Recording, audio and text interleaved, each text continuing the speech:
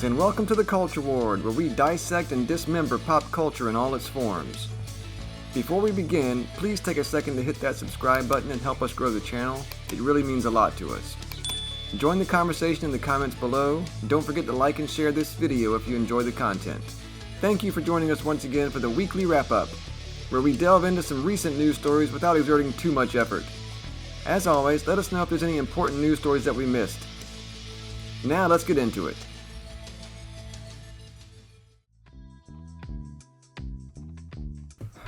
Anyone on Earth that's older than about 6 years old has at least a vague notion of Harry Potter and the wizarding world he occupies.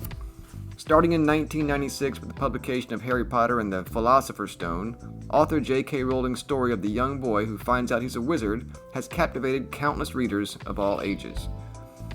By the time the third installment of the book series was released, J.K. Rowling had already inked a deal with Warner Brothers for the film rights, and the first movie in the film series, titled Harry Potter and the Sorcerer's Stone, was released in 2001.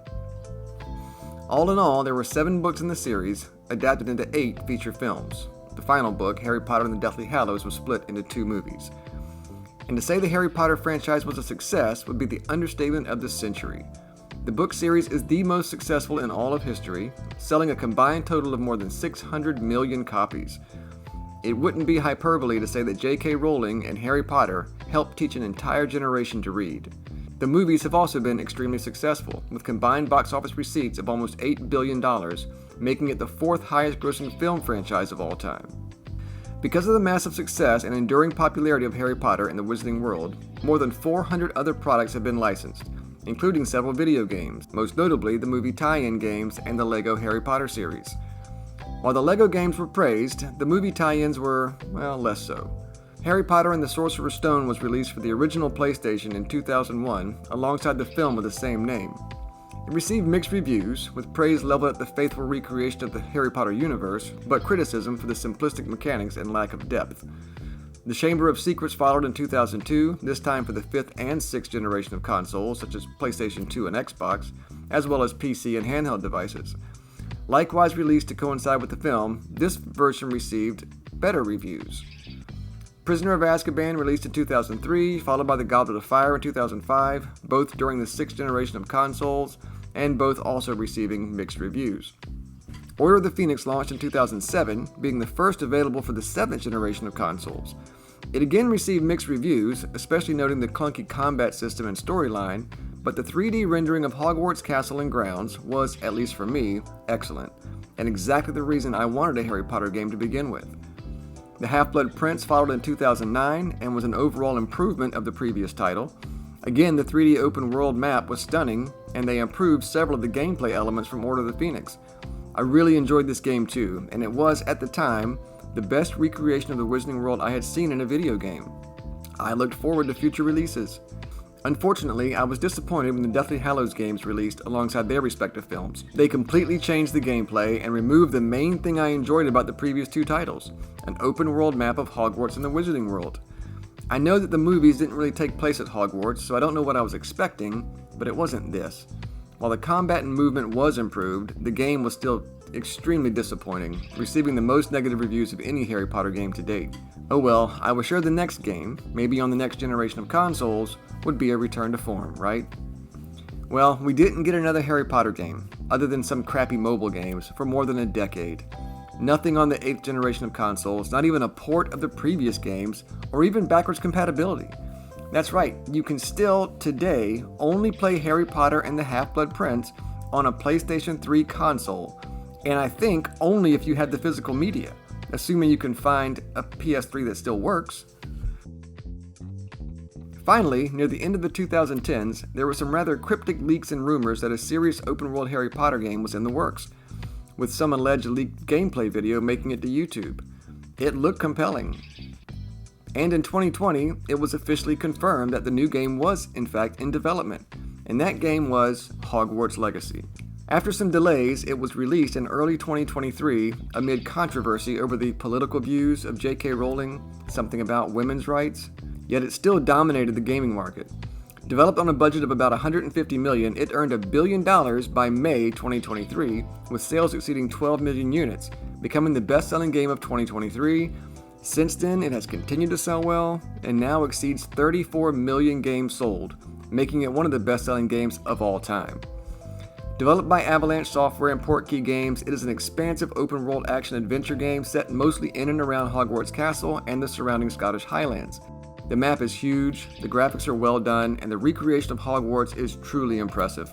If the only thing this game allowed you to do was explore Hogwarts, it would be worth it. But the gameplay, story, and side quests are all engaging and fun as well. Truly the best Harry Potter game ever released. Even though it has nothing to do with Harry Potter, it's set about 100 years prior to the events of the Harry Potter stories. One thing it didn't do was provide any additional content after launch. Because of how well the game sold, everyone assumed that some DLC would be developed for it, and we were pretty disappointed when that never happened. In fact, other than some patches to fix bugs and improve gameplay, no new content has been added to the game since launch. However, hope was renewed earlier this year when rumors leaked that Avalanche was developing a small DLC edition to be released with the Ultimate Edition of the game this summer. Unfortunately, a few weeks ago, those rumors were both confirmed and crushed. Yes, they were working on DLC content, but they decided to cancel it because they thought it was too small. Alright, so unannounced Hogwarts Legacy paid DLC reportedly canceled by Warner Brothers.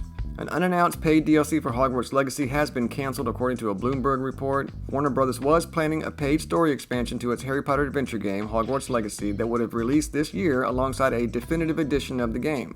However, they canceled the DLC this week, allegedly due to concerns that the amount of content was not substantial enough to justify the price being considered. Despite this cancellation, Warner Brothers has stated repeatedly that Hogwarts Legacy and Harry Potter in general are among its most important assets, having said that a sequel to the game is one of the biggest priorities at the company as it focuses on fewer and bigger franchises. Just give it to us. Any new content is new content. Oh well, I guess they wanted to focus more on the sequel. And that's where we find ourselves today.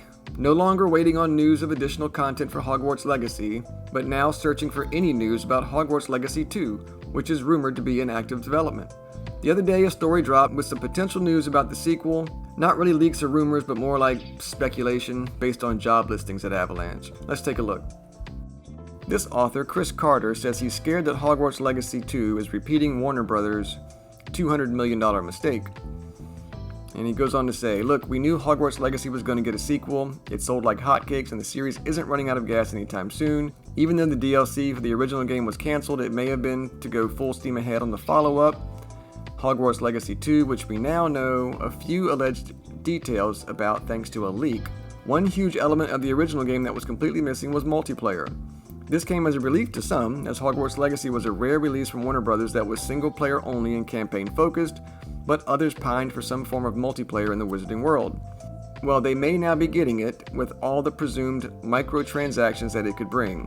Ideally, it's done more elegantly than Suicide Squad killed Justice League. Let's go over what we know thanks to a recent job posting at Avalanche Software and Warner Brothers. According to the listings, they will be working on an online multiplayer RPG with the lead narrative designer responsible for crafting narratives that adapt to multiplayer frameworks. There's also a posting that talks about dynamic dialogue that responds to player actions and interactions in real-time multiplayer settings.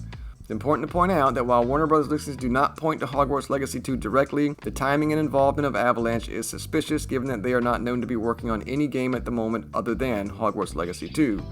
With 34 million copies sold for Hogwarts Legacy, doubling down on multiplayer and the monetization of the follow-up would be a move right out of Warner Bros. Playbook. Because of how vastly different multiplayer games are in the modern era, both in terms of quality and monetization, this could go any number of ways. One of the worst eventualities I think of is Warner Brothers making the game remotely similar to Suicide Squad Kill the Justice League, which was an infamous flop that heavily tied the game to multiplayer and microtransactions. No IP is safe from Warner Brothers when it comes to aggressive monetization, especially a golden goose like Harry Potter. So Hogwarts Legacy 2 could still work as an online game. Warner Brothers could learn from past mistakes. There are paths forward for Hogwarts Legacy 2 if Warner Brothers decides to go the live service route, and there is certainly a chance it could be a financially successful either way, given the strength of the IP. With a strong content cadence and a focus on cosmetic microtransactions, players could get sucked into different ongoing stories centered around the Wizarding world, beyond the scope of what was offered in the original.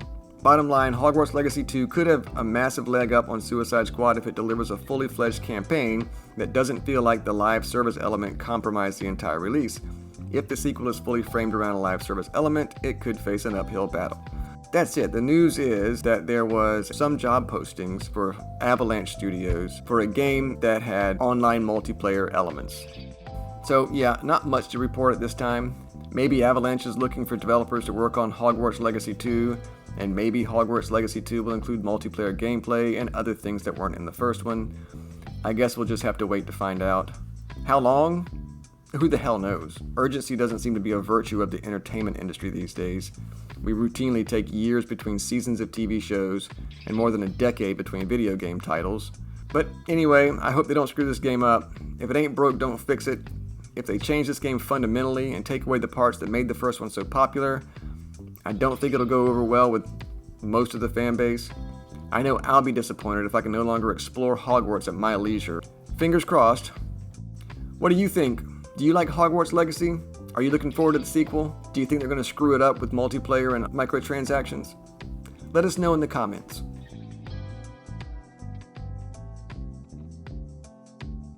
So back in 2023, a modest budget sci-fi horror movie called M3GAN, stylized M3GAN, was released in theaters following an LA premiere in December of 2022. Blending dark humor, suspense, and some rather heavy-handed social commentary on modern parenting and the dangers of AI, it's a story about an AI doll named M3GAN, who was designed by Gemma to be a companion for her young niece Katie after her parents' death. Designed to protect and entertain, M3GAN's hyper-realistic features and adaptive learning make her a hit with Katie, but her programming soon takes a dark turn. As M3GAN becomes overly possessive, interpreting any threat to Katie, real or perceived, as a target for elimination, her actions escalate from creepy manipulation to chilling violence. Gemma and Katie must confront the rogue AI as M3GAN's bond with Katie grows dangerously obsessive. The film does a pretty good job blending horror with sharp commentary on technology's role in parenting and some dark humor. M3GAN was a critical and commercial success, grossing over $100 million worldwide on a $12 million budget. Critics praised its campy tone, sharp social commentary, and the unsettling yet captivating performance of M3GAN herself, brought to life through a mix of practical effects, CGI, and choreography. The film's viral marketing, including M3GAN's dance in a trailer, became a social media sensation. It holds a 93% fresh rating on Rotten Tomatoes, lauded for being gleefully over the top and a delightfully unhinged horror romp, though some noted its predictable beats. I enjoyed the movie. It was rather predictable, following a well-worn formula. I mean, it's basically an updated version of Child's Play with recycled ideas about rogue AI. And like I previously mentioned, I thought it was pretty heavy-handed with its social commentary. I know subtlety is a lost art, but I'll never stop complaining about it. But overall, it was a decent horror movie and probably worth your time, especially considering the relatively short hour and 42-minute runtime. But of course, they couldn't be satisfied with a successful standalone movie, could they? They had to make a sequel.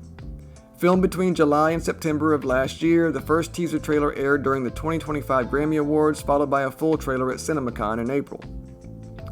Set 2 years after the events of M3GAN, the sequel follows Gemma, now a best-selling author and advocate for AI regulation, who has confined M3GAN's consciousness to a harmless, toy-like body to prevent further chaos. Apparently, M3GAN's technology is stolen by a defense contractor to create Amelia, autonomous military engagement, logistics, and infiltration android, a military-grade AI robot designed as a lethal spy. Amelia obviously becomes self-aware, rejects human orders, and initiates an AI takeover, threatening humanity.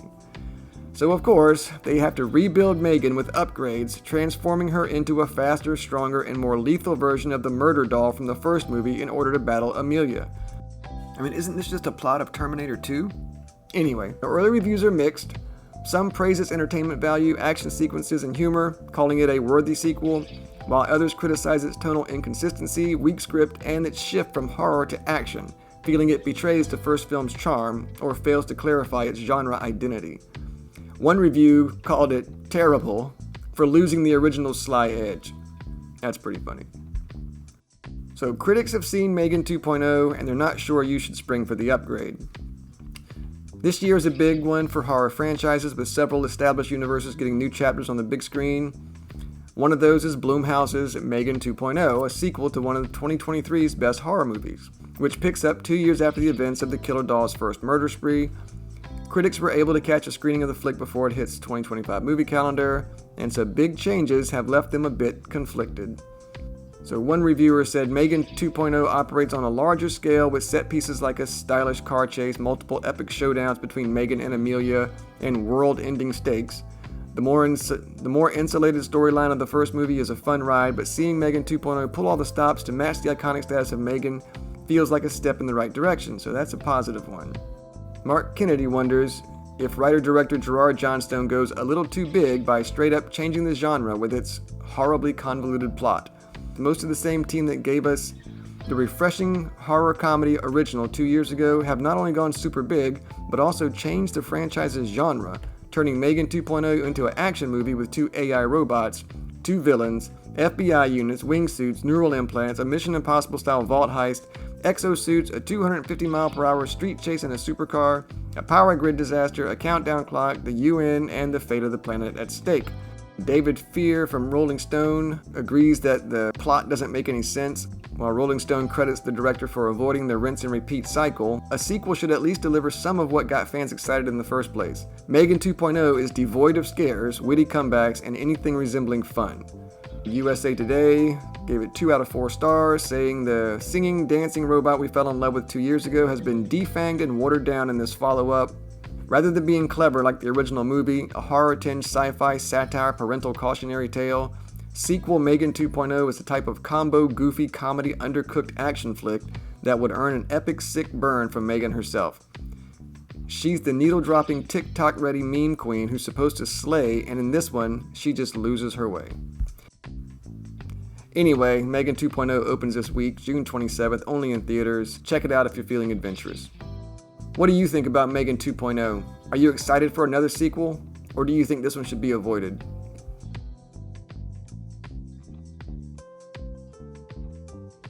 In 2021, a Korean streaming series premiered on Netflix, and despite being a foreign language show with English subtitles, it became a pop culture phenomenon. Of course, I'm talking about Squid Game. The first season follows the main character, Song Gi-hun, or just Gi, a driver and gambling addict drowning in debt.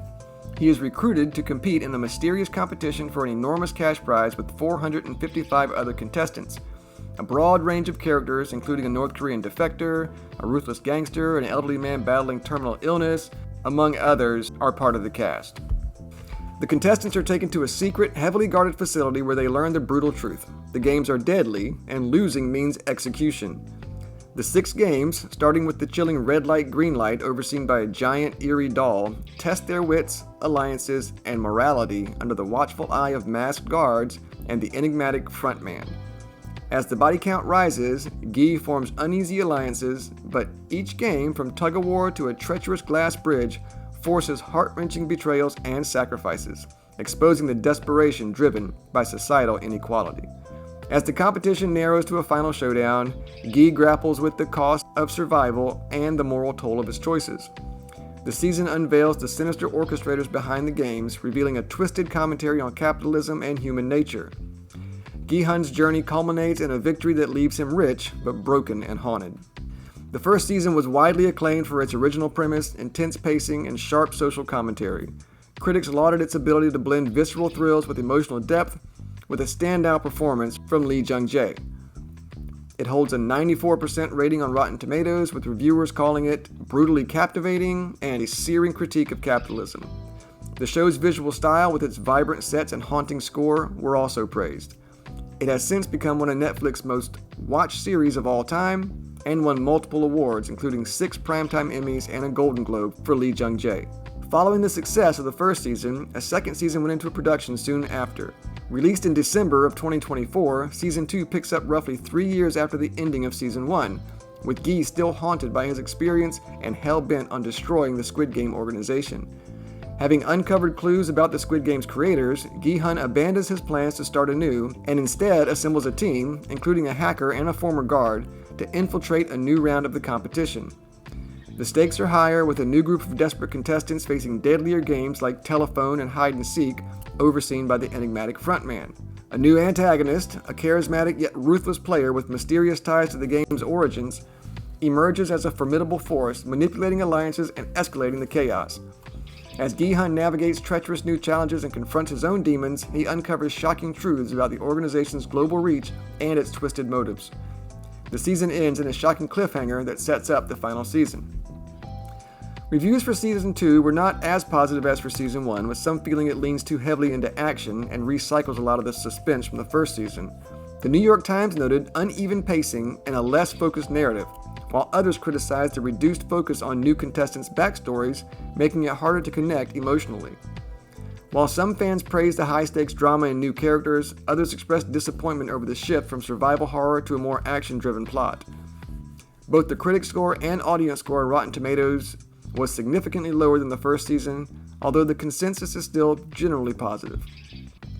The final season, Season 3, is set to premiere this week on June 27th on Netflix. Season 3 is expected to pick up exactly where Season 2 left off. I will say, one of the criticisms of Season 2 was that it felt like half a season, like it was split into 2 seasons arbitrarily and didn't really have a defined endpoint, instead hoping to stretch out the hype for a 3rd season. Someone less cynical than me might not agree, but yeah, it was much more likely a financial decision than a creative one. So what do we know so far about Season 3? According to one article, Season 3 will not have a happy ending. Its creator, Hwang Dong-hook, has revealed. The much-anticipated Netflix global blockbuster is set to release its 3rd and final season on June 27th.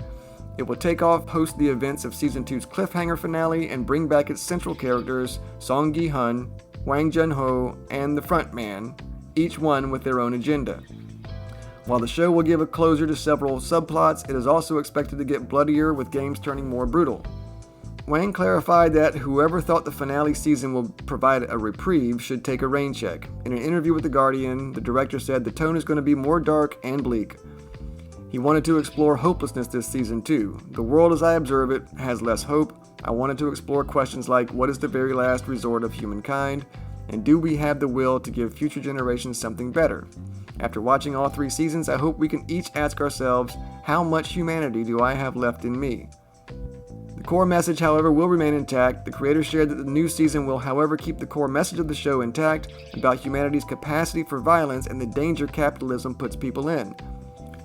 In fact, he revealed that vengeance and retribution will come to front. This means as we head for the finale, we are bound to lean into moral ambiguity a lot more than before. People like a happy ending. I'm like that too, but some stories by nature can't have one. If you try to force one, the essence is compromised. If a story is holding up a mirror to something, then it's not always a happy ending. Squid Game is no exception. Lee Jung-jae warns about an unexpected finale. So the actor that plays Gi-hun reacted to fans' anticipation to get a satisfying ending. In the same interview, he said, "The finale was something even I didn't expect, so I'm sure a lot of fans will not see it coming. I think a lot of people will have different reactions. It's definitely going to spur a lot of conversation. I'm looking forward to listening." From what was conceived as a limited series, Squid Game went on to run for 3 seasons, becoming a testimony of how audience acceptance and desire to explore more plots within the same story framework can decide the fate of a show. So yeah, not much to go on now other than get ready for some terrible things to happen in Season 3, I guess. So what do you think about Squid Game? Are you looking forward to the new and final season? Let us know in the comments.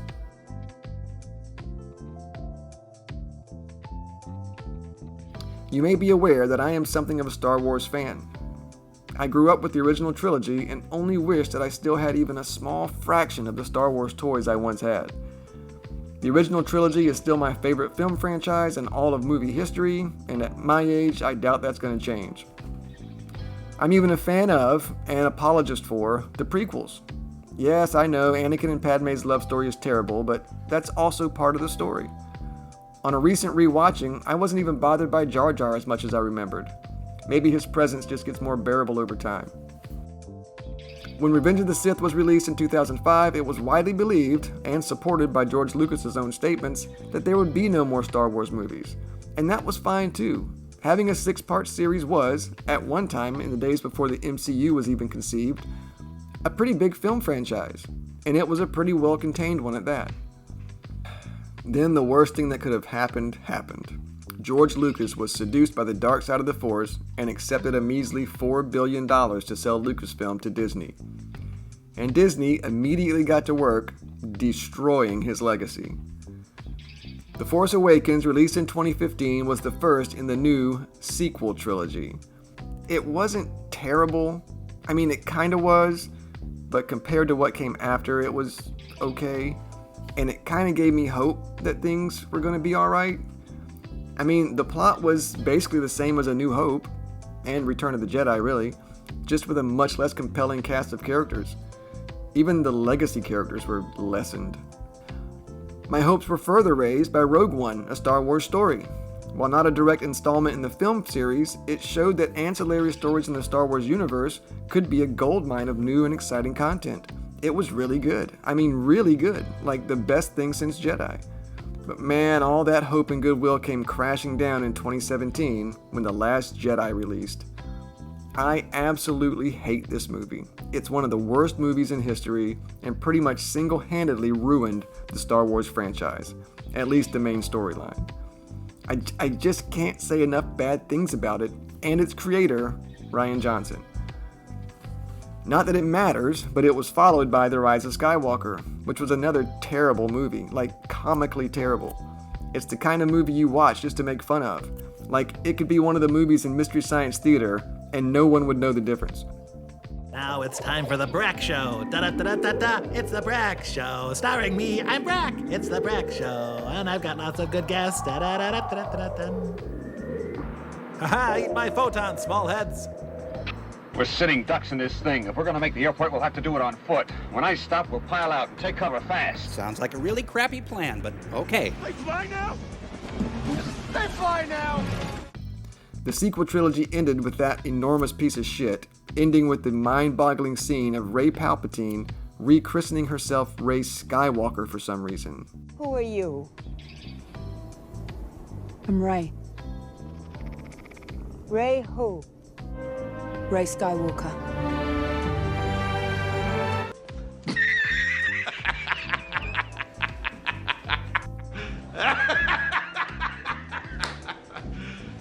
You serious? I mean, what? Why? How? You barely even knew any Skywalkers. Oh well, Rey Skywalker should have just faded into obscurity to be totally forgotten in a generation. But Disney Lucasfilm doesn't seem to be ready to say goodbye. It was announced in 2023 that a new movie is in development centered around Rey, with Daisy Ridley reportedly returning to the role. Apparently, the new film will focus on Rey's attempts to rebuild the Jedi Order, and is supposedly being led by activist documentary filmmaker Sharmeen Obaid-Chinoy. So back in April of 2023 at Star Wars Celebration, Lucasfilm unveiled plans for new Star Wars movies, including one that broke the audience's brains. Daisy Ridley's Rey will return for one of these films. Filmmaker Sharmeen Obaid-Chinoy will direct Ridley, whose character will come back to the big screen now as a Jedi Master, in a film set 15 years after the events of Rise of Skywalker. It'll be set in a Jedi Academy with a powerful Jedi Master, Obaid-Chinoy said on stage, referring to Rey, whose mission will be to rebuild the Jedi Order. However, it was recently announced that it has been delayed again. Star Wars hits another bump according to Lucasfilm scoopers. So Lucasfilm has reportedly put its Rey Skywalker-led Star Wars movie on hold, according to multiple industry insiders. While not officially canceled, the project, once touted as the next major theatrical chapter in the Star Wars saga, has been quietly moved to the back burner amid internal restructuring and shifting franchise priorities. The film, tentatively titled Star Wars New Jedi Order, was set to star Daisy Ridley in her return as Rey, rebuilding the Jedi Order 15 years after the Rise of Skywalker. It was to be directed by Academy Award-winning documentarian Sharmeen Obaid-Chinoy, and had cycled through several writers, including Damon Lindelof, Stephen Knight, and most recently, The Banker's George Nolfi. According to a report by entertainment insider Daniel Rickman, the film has been placed on hold while Lucasfilm focuses on other projects in development. Among those are The Mandalorian and Grogu, currently in production and scheduled to release May of 2026, and director Sean Levy's Star Wars Starfighter, which has reportedly cast Ryan Gosling and is being targeted for a 2027 release. However, not all industry voices agree on the term on hold. Journalist Jeff Snyder has pushed back on the characterization, stating, "Lucasfilm doesn't have a finished script yet, so it's not on hold, it's actively being written. They're just waiting on it." His comment suggests that the project remains in development limbo rather than outright paused, but confirms that production is nowhere near starting. Uncertainty stems in part from Lucasfilm's evolving release strategy. The studio, under the leadership of Kathleen Kennedy, is now spacing out major theatrical releases and giving more breathing room between projects. With Disney facing pressure to revive Star Wars theatrically after a 6-year absence, the company appears to be prioritizing proven concepts and marquee characters like The Mandalorian and Grogu. Additionally, a rumored new trilogy spearheaded by Simon Kinberg may be influencing how and when Rey's story unfolds. Sources suggest that rather than a standalone feature, Rey may be repositioned as a key character across multiple interconnected films, further delaying the timeline for New Jedi Order as originally conceived. The project's turbulent development history has also contributed to delays. Damon Lindelof departed the film early on, citing creative differences. Stephen Knight of Peaky Blinders fame was brought on next, but he left too, reportedly due to dissatisfaction with the direction. George Nolfi was later attached, but there has been little public confirmation regarding his progress. For fans of Rey in the sequel trilogy era, the news will be disappointing. Daisy Ridley's return was announced with fanfare at 2023's Star Wars Celebration, and the film was expected to help steer the franchise into its next chapter post-Skywalker saga. For now, it appears that Lucasfilm is content to let the Jedi rest, at least temporarily. While New Jedi Order may eventually see the light of day, its fate is now tethered to the completion of a script, the performance of other Star Wars films in the pipeline, and the broader strategy to revitalize the brand on the big screen. And honestly, I really could not care any less. I reject the entire sequel trilogy as canon. Rey was never a good character. She is the definition of a Mary Sue who never had to work for anything, but only needed to believe in herself, and that made her more powerful than all the other Jedi. In fact, she was all the Jedi. I am all the Sith. And I'm all the Jedi. Combine Rey's stupid character with the extreme activism and misandry of Charmin Obaid-Chinoy. I like to make men uncomfortable. I enjoy making men uncomfortable. And I'm sure this movie, if it ever happens, will be just another Lucasfilm shit show that further drives the Star Wars brand into obscurity. Or maybe it'll be awesome. Who knows, right? What do you think? Are you disappointed that the new Rey movie is going to be delayed? Are you looking forward to Daisy Ridley's return to Star Wars? And that brings us to the end of this installment of the weekly wrap-up here in the Culture Ward. What did you think of the news stories? Are there any stories you want us to delve into next time? Let us know in the comments. As always, thank you so much for watching. Please like and subscribe if you enjoy the video. Bye for now. We hope to see you next time in the Culture Ward.